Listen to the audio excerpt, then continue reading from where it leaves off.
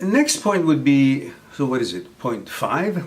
That whatever emotional you think has happened, whatever emotional effect you think what happened has had on you, has happened to the image you have of yourself, about yourself, in your own mind. But in reality, nothing has happened to you, as an image is an image and has no actuality.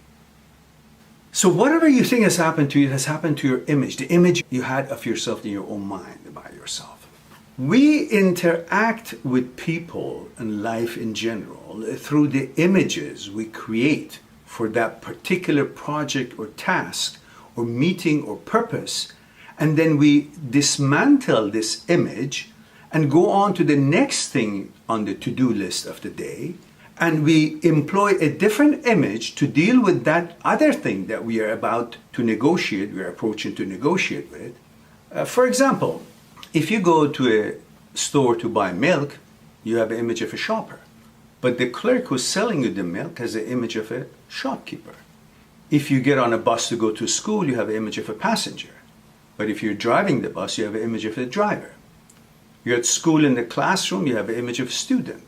If you teach a class, you have an image of a teacher. If you go talk to your parents, you have an image of a son or daughter. If you're talking to your children, you have an image of a father or mother. So these images are constantly being employed by you to use it for a certain event or happening of the day, and then you dispose of it and use a different image in order to go about the next thing on the list to deal with on that day. So these images are what really shield us. We interact with the world with these images, and those images really are getting hurt. Otherwise, you don't get hurt. Nothing has happened to you. You're as you have always been and can always be happy and enjoy your life, as your thoughts cannot stop that. As thoughts have no actuality and are only in virtuality, but you are actuality. And virtuality cannot harm actuality of you. I don't know if you understood what I said. I hope you did, because I didn't. No. So, bottom line is that you're as you have always been. Nothing has happened to you, and you can still have all those opportunities that you think you need to enjoy your life and be successful in it. And your thought cannot stop all the opportunities and things they can create in this world. It can make you distracted or annoyed, but it cannot stop it. Why? Because thoughts have no actuality, and you are an actuality. Thoughts are virtuality, and a virtuality cannot affect an actuality in the way that you're thinking they can.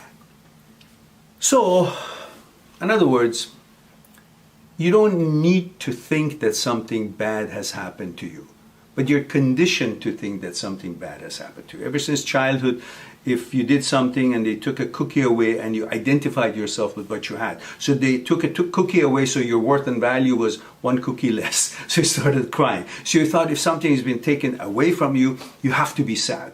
That's the way you would have reacted. And that has stayed with you. Now, a relationship changes, suddenly you think you have to be sad. But you don't have to.